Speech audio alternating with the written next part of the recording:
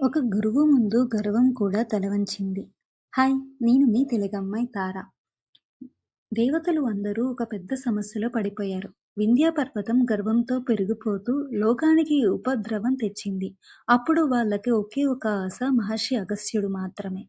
అతడే ఈ సమస్యను ఆపగలడు అని తెలిసి దేవతలందరూ కలిసి కాశీకి బయలుదేరారు. ఇంద్రుడు మొదలుకొని అందరూ కాశీ చేరుకున్నారు.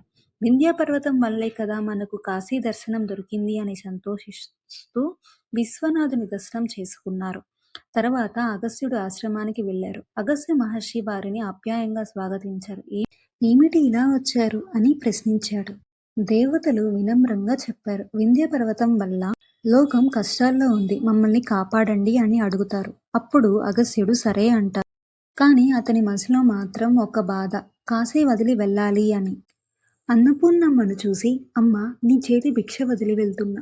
విశ్వనాథుని చూసి, నిన్ను వదిలి వెళ్ళడానికి నా కాళ్ళు ముందుకు రావడం లేదు అని ప్రతి దేవుణ్ణి ప్రార్థిస్తూ దుఃఖించాడు. ఇదంతా విని గోపాలుడు అడిగాడు, అయ్యా పనైపోయిన తర్వాత తిరిగి రావచ్చు కదా.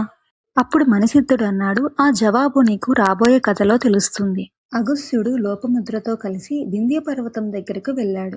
గురువు గారి రాకను చూసిన వింధ్యుడు తన గర్వాన్ని వదిలి తల వంచి నమస్కరించాడు. అప్పుడు సూర్యుడు, గ్రహాలు మళ్ళీ తమ గమనాన్ని పొందాయి.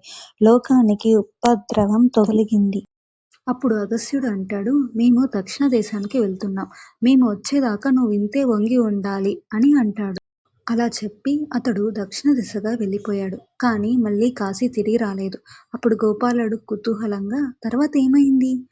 అప్పుడు అగస్త్యుడు భద్రాచలం, పుష్పాచలం, చివరికి శ్రీశైలం చేరాడు. ఆ క్షేత్ర మహిమను లోపముద్రకి వివరించసాగాడు. అప్పుడు లోపముద్ర అన్నది, స్వామి దర్శనంతోనే ముక్తి ఇచ్చే ఈ శ్రీశైలం ఉండగా చనిపోయాక కానీ ముక్తినివ్వని ఆ కాశీకి కోసం ఎందుకంత కష్టపడాలి? అప్పుడు అగస్త్యుడు అంటాడు, నీ సందేహానికి జవాబు ఒక కథలో ఉంది. శివశర్మ అనే బ్రాహ్మణుడి కథ. అది వచ్చే ఎపిసోడ్లో చూద్దాం.